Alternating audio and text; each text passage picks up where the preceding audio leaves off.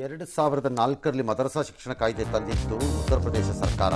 ಅದನ್ನು ಅಲ್ಲಿಯ ಹೈಕೋರ್ಟ್ ಈಗ ರದ್ದು ಮಾಡಿ ಇದು ಅವರ ಅಧಿಕಾರ ವ್ಯಾಪ್ತಿಯನ್ನು ಮೀರಿದ್ದಾಗಿದೆ ಅಂತ ಹೇಳಿದೆ.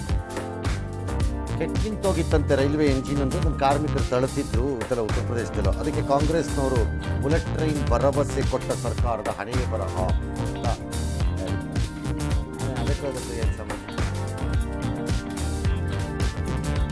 ಲೋಕಸಭೆ ಚುನಾವಣೆ ಸಮಯದಲ್ಲಿರುವಾಗ ಬಹಳ ದಿನಗಳ ನಂತರ INDA ಸಭೆ ಮಾಡಿ 30 ರಾಜಕೀಯ ಪಕ್ಷಗಳಿದ್ದುವಂತೆ. ಅಲ್ಲಿ ಎಲ್ಲ ಮೋದಿನ ಸೋಲ್ಸೋದೇ ನಮ್ಮ ಗುರಿ ಎಂದಿದ್ದಾರೆ. 30 ಪಕ್ಷ ಅಂದರೆ ಅದರಲ್ಲಿ ಅರ್ಧ ಪಕ್ಷ, ಕಾಲು ಪಕ್ಷ, ಮುಕ್ಕಾಲು ಪಕ್ಷ ಇರುತ್ತೆ, ಚಿಕ್ಕದೆಲ್ಲ ಇರುತ್ತೆ.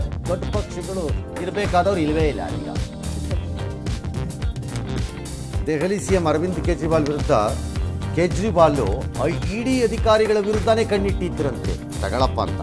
ಈಗ ಅವ್ರ ಮನೆಯಲ್ಲೆಲ್ಲ ಶೋಧ ಮಾಡುವಾಗ ಆ ಥರದ್ದು ಏನೇನೋ ದಾಖಲೆಗಳು ಸಿಕ್ಕಿದೆ ಅಂತ ಇಡಿ ಹೇಳುತ್ತಿದೆ. ತಮಿಳುನಾಡಿನಲ್ಲಿ CM ಸ್ಟಾಲಿನ್ ಸುಬ್ರಹ್ಮಣ್ಯಂ ಪೊನ್ಮುಡಿ ಮತ್ತೆ ಸೇರಿದ್ದಾರೆ. ಸುಪ್ರೀಂ ಕೋರ್ಟ್ ಕ್ಲಾಸ್ ತಗೊಂಡಿತ್ತು, ಹಂಗಾಗಿ ರಾಜ್ಯಪಾಲರು ಅವ್ರಿಗೆ ಇದನ್ನು ಬೋಧಿಸಿದ್ದಾರೆ.